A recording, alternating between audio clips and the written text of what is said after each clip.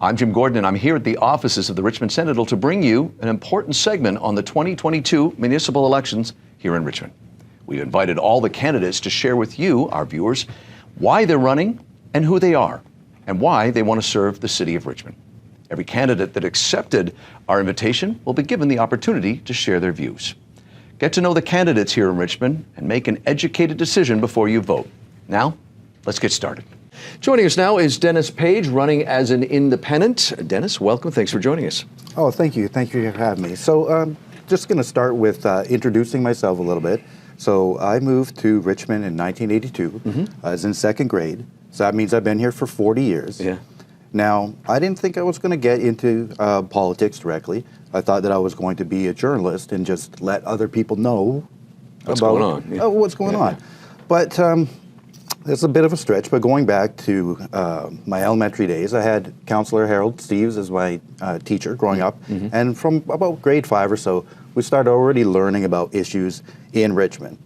I've always been a type of person who wanted to know everything. I wanted to know how and why. I wanted to know the reasons for what was happening politically. So I started studying journalism. I had an opportunity to follow city council here, and I got an opportunity to contribute locally to the news here in Richmond at the Richmond News.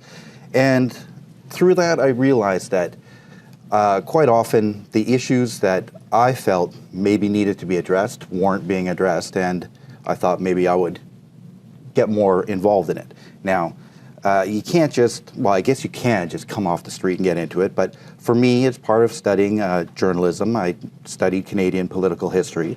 I also studied BC political history. Of course, I followed city council here, and like I said, I grew up here. So I know, the things that have happened as Terra Nova with the land use, things that happened with Fantasy Gardens and the turnover there. And just, I want to make sure that the people that have power in Richmond are doing the best for Richmond citizens, Canadians in general, and just helping Richmond society move forward, where we still see now that we have problems with affordability, rising crime, different sort of issues that haven't totally been addressed. Now, one of the more worrying things is that we had the casino crisis here, and lots of money ended up into our real estate.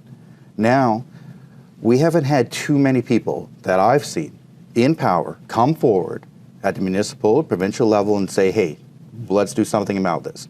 And I could be wrong, but it's my belief that I know what's kind of going on. Lots of people here running for council kind of know what's going on. I find it hard to believe that if you've been sitting on city council with all the resources available to you and the information available to you, that 20, 30, something years can go by and you don't notice a damn thing. Now, that's just not tolerable. Why I'm particularly running now is I'm 47 years old, and the city councilors that we have can't do it forever. Like I said, Harold Steves was the guy I looked up to. He's doing it, but he can't do it anymore.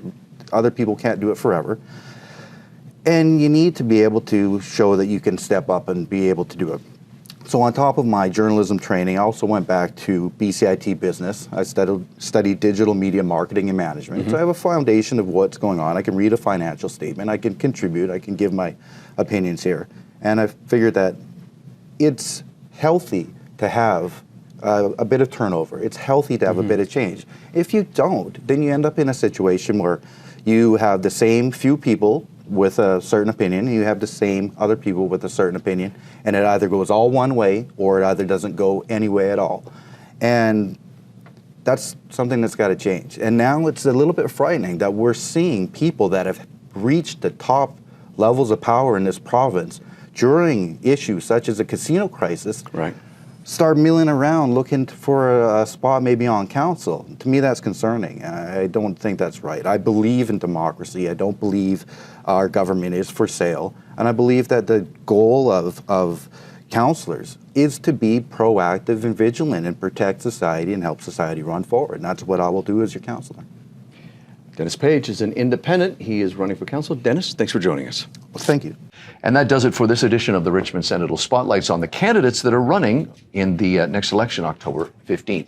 Please educate yourself and vote on that day. For more details and if you want to see more videos, please go to the Richmond Sentinel website. It's richmondsentinel.ca.